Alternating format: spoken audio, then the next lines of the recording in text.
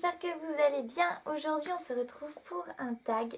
J'ai choisi de faire le tag questionnaire livresque de A à Z que j'ai pu voir sur pas mal de blogs et de chaînes. Et il me plaît vraiment beaucoup. Donc allons-y parce qu'il y a pas mal de choses à dire. Je tenais à vous dire aussi que du coup je vais vous présenter certains livres. Je pense pas que dans cette vidéo je vais vous parler en long, en large, en travers de ce livre, surtout au niveau du résumé, tout ça. Donc, je vous mets dans la barre d'infos le lien de l'article que je ferai pour ce tag. Comme ça, vous pourrez aller vous renseigner sur les livres que je vais vous montrer.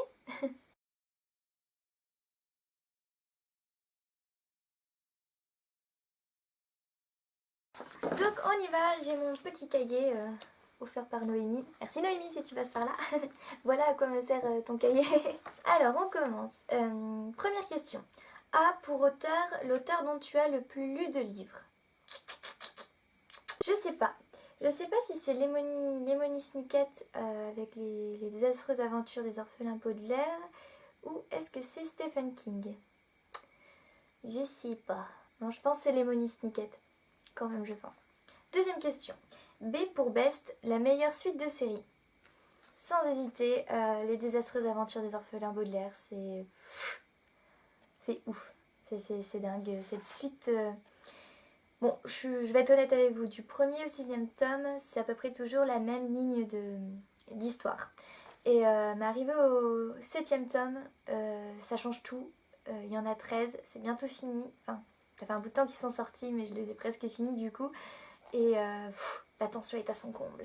Ma lecture en cours, c'est 22-11-63 de Stephen King. J'ai lu une 50aine de pages pour l'instant. Je l'ai commencé qu'hier soir, j'avais cours ce matin, donc j'ai eu le temps de lire un peu plus. Mais une 50aine de pages, l'intrigue est juste posée et encore, enfin j'y rentre quoi. Et je suis déjà à fond, vraiment à fond. Et j'en ai entendu beaucoup de bien. J'ai hâte de lire la suite. Quatrième question, D pour drink, la boisson qui accompagne tes lectures. Ça dépend, ça dépend. Souvent c'est du coca, je sais pas bien, les coca addicts aussi. Ou alors c'est du thé. Je pense que thé chaud ou froid, ça dépend de mon envie. Si j'ai chaud, si j'ai froid, si je suis posée, si je suis pas posée, si c'est comme ça, si c'est pas comme ça, je sais pas. Qu'est-ce qu'ils vont croire les gens sur moi après? E pour e-books ou roman papier? Cherchez la guerre en posant cette question-là. En ce qui me concerne, c'est roman papier parce que j'aime bien avoir la sensation du papier sur mes doigts. Après e-books, j'ai jamais tenté l'expérience. Faudrait peut-être que je le fasse un jour, peut-être. Faut évoluer avec la société et tout ça. Mais e-books, ça m'attire pas plus que ça en fait. Si j'ai l'occasion de tester, je le ferai, mais sinon, non, c'est roman papier. F pour fictif, un personnage fictif avec lequel tu serais effectivement sorti au lycée. Pour ma part, je serais sûrement sortie avec Patch du roman Hush Hush de Becca Fitzpatrick. Patch, c'est le mec, tu vois, le brin ténébreux, c'est tout timide, tu sais qu'il cache un secret, qu'il cache quelque chose, alors du coup t'es encore plus attiré par lui. Voilà, le brin ténébreux. Ensuite, G pour Glad, un roman auquel tu es contente d'avoir donné une chance. Sans hésitation, moi, ça a été La Louve de Cornouailles de Bernard Simonet. Je l'avais laissé dans ma palle pendant des années, pendant 3 ans ou 2 ans, 3 ou 2 ans. Et le hasard de ma boucle-jarre a fait que c'est tombé sur celui-là. Et une fois que je l'ai fini, enfin même une fois que je l'ai commencé, mais j'ai tellement regretté de ne pas l'avoir lu avant. Parce qu'il est génialissime. Au top quoi. Coup de cœur de l'année pour l'instant.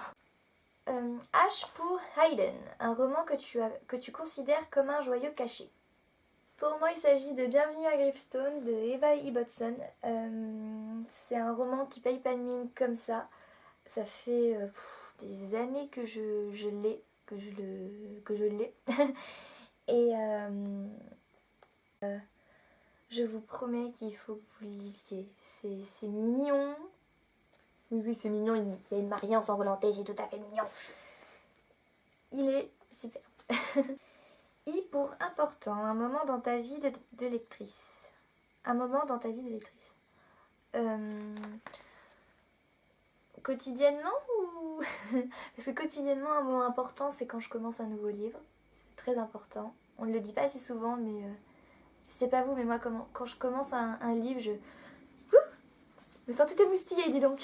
Non, après, le truc de fou, sûrement quand quand j'ai créé mon blog et ouvert ma chaîne YouTube. Ça a été un truc de ouf. J'étais stressée en fait. C'est un peu con, hein, parce que derrière un écran, tu devrais pas stresser comme ça normalement, ma vieille. Et ouais, je pense que ça a été la création de mon blog et de ma chaîne YouTube, qui d'ailleurs, vous êtes de plus en plus nombreux à me rejoindre et ça me fait très très plaisir. Vos commentaires me font super plaisir. Il y a de tout dans les commentaires et ça que j'aime bien, des commentaires constructifs, des commentaires qui m'encouragent et des commentaires... J'ai pas eu de commentaires méchants pour l'instant. Écrivez-moi des commentaires méchants s'il vous plaît, que je redescende de mon nuage. J pour juste le roman que tu viens juste de finir. Justement, j'ai fini hier soir, enfin hier midi, hier après-midi, bref.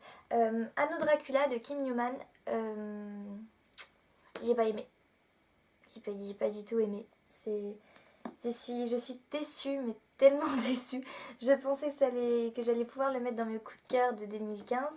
Et bah non, j'ai pas aimé. K pour Kind, le genre de roman que tu ne liras jamais. Déjà, quel genre de roman je ne lis pas, moi déjà. Joker. L pour long, le plus long roman que tu n'aies jamais lu. Sans hésitation, l'intégrale des Seigneurs des Anneaux. J'ai jamais mis autant de temps à lire un livre. Là, l'intégrale fait 1000... Bon, sans compter le glossaire, machin. Ouais, 1300 et quelques pages. C'était très long. Je l'ai adoré, hein, ça, y a pas de problème. Je l'ai adoré, mais... Puis c'est lourd dans le sac aussi.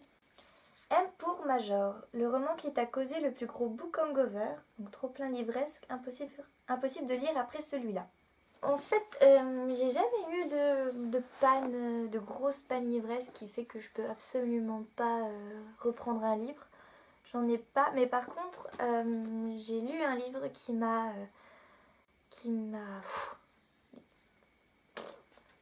Et puis... Il s'agit de Moi Christiane F, 13 ans, droguée, prostituée. C'est une histoire qui prend au cœur, qui fait très très mal. J'ai eu vraiment mal en lisant ce livre. Et du coup, j'ai eu du mal à reprendre un livre juste après. Parce que j'étais encore dans l'histoire de Christiane qui m'a vraiment vraiment bouleversée. En plus, dans l'édition que j'ai donc Christiane F, c'est tiré d'une histoire vraie. C'est une histoire vraie, c'est même pas tiré, c'est une histoire vraie.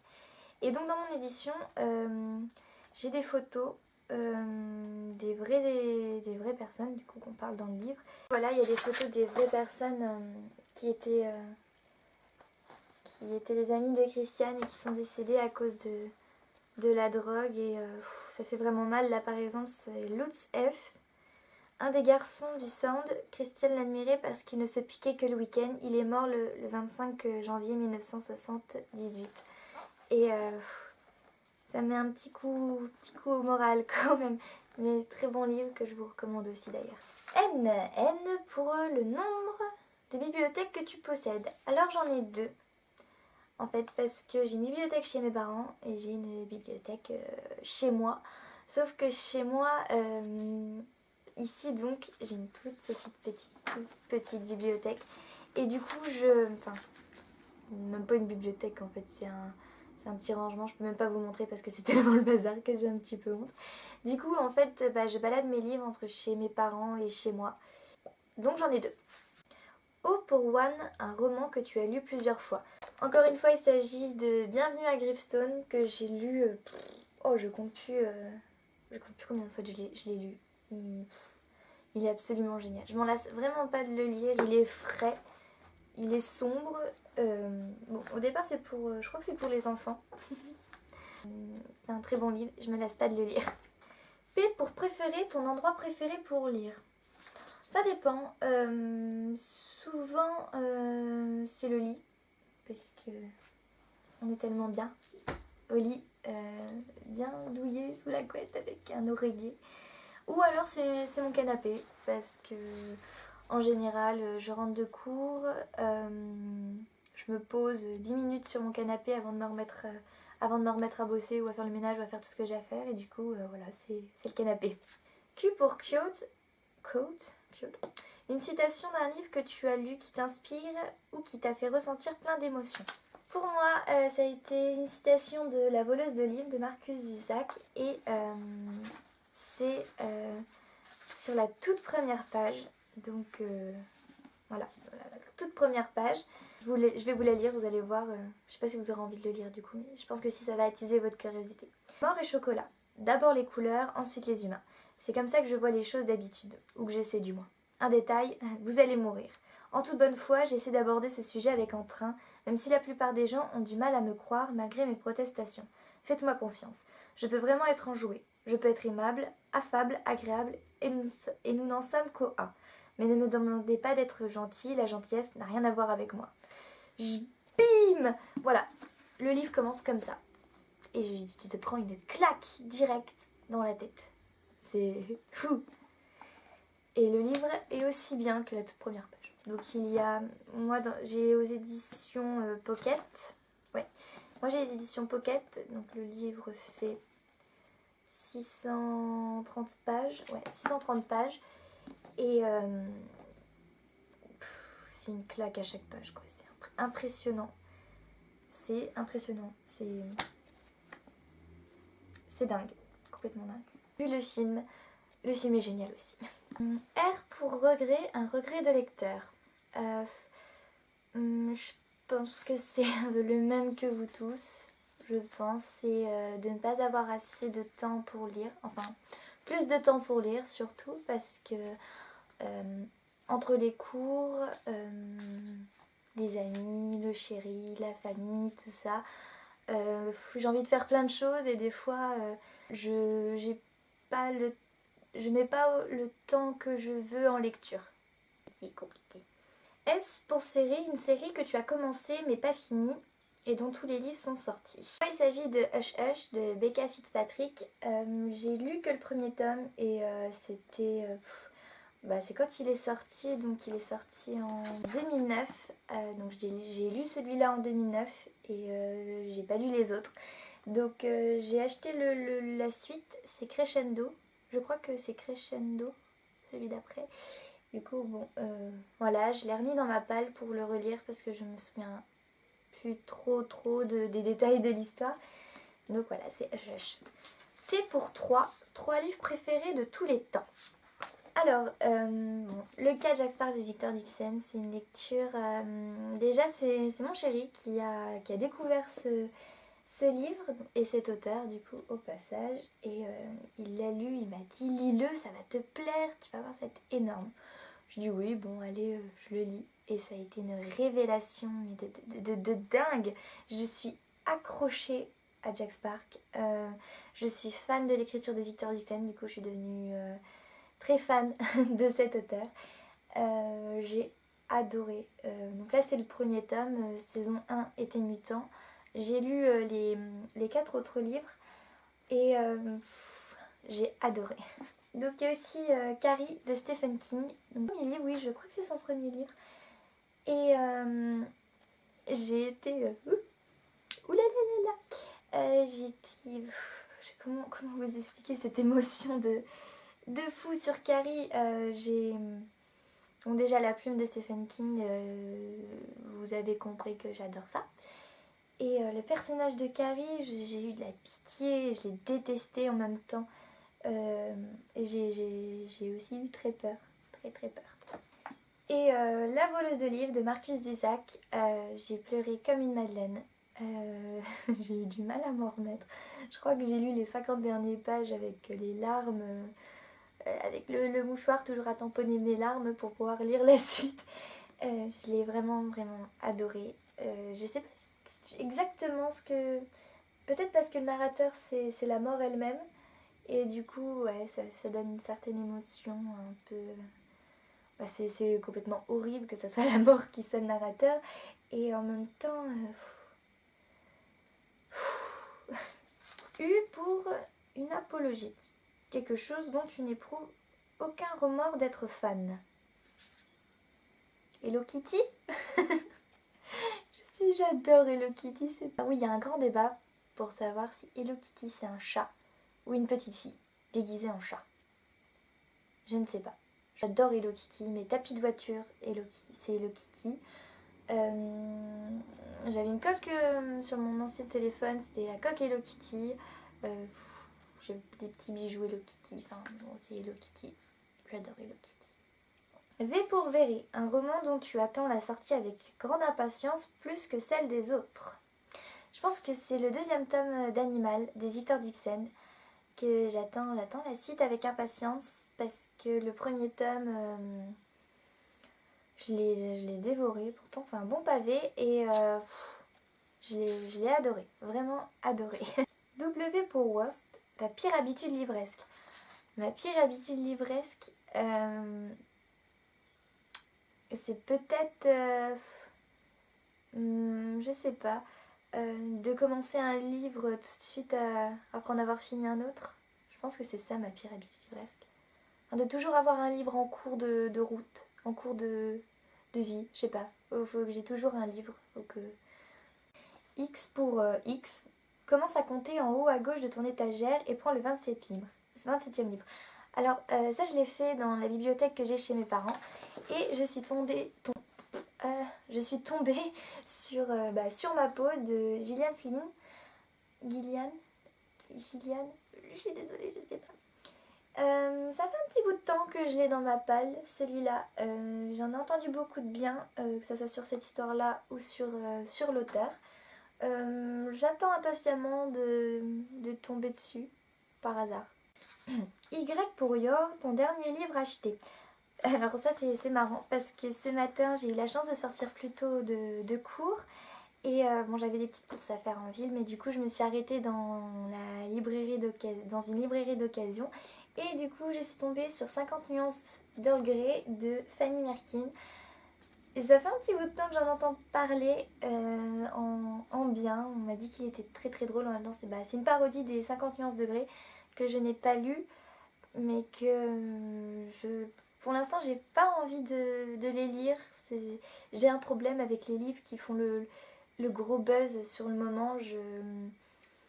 Ça me saoule d'en entendre beaucoup parler, que ce soit en livre ou après, comme là dans le cadre des 50 nuances de Grey avec le film. Ça me bloque un petit peu, donc je dis pas que je les lirai jamais, parce qu'il faut jamais dire jamais, mais je les lirai peut-être plus tard. Donc voilà, en attendant je vais lire 50 nuisances, mon dieu, ah oui d'accord, c'est 50 nuisances d'Earl Grey. Et la dernière question, Z pour Z. J'imagine c'est plutôt... Le dernier livre qui t'a tenu éveillé bien trop tard la nuit. Je pense que c'est La voleuse de livres, parce que j'avais lu la moitié du livre un jour et j'ai fini la moitié du livre un soir. Et je crois que je suis restée dessus jusque 2-3 heures du matin peut-être. Alors déjà 2-3 heures du matin, et puis voilà, l'émotion qu'il y a dans ce livre m'a un peu empêchée de dormir aussi. J'ai pas beaucoup dormi la nuit là, je crois. Ah, ce tag est terminé, j'espère qu'il vous a plu. Moi je me suis bien amusée à aller rechercher dans ma bibliothèque des livres que j'avais déjà lus, que je redécouvre, et des livres que je n'ai pas encore lus et que du coup j'ai encore plus envie de les lire, même si dans ma palle j'ai 96 livres, je crois. 97 en fait du coup maintenant avec les nuisances d'Earl Grey que j'ajoute. Je suis contente d'avoir fait ce tag et ça m'a plu. Et voilà, je vous fais des bisous et puis à bientôt dans une prochaine vidéo. Ciao!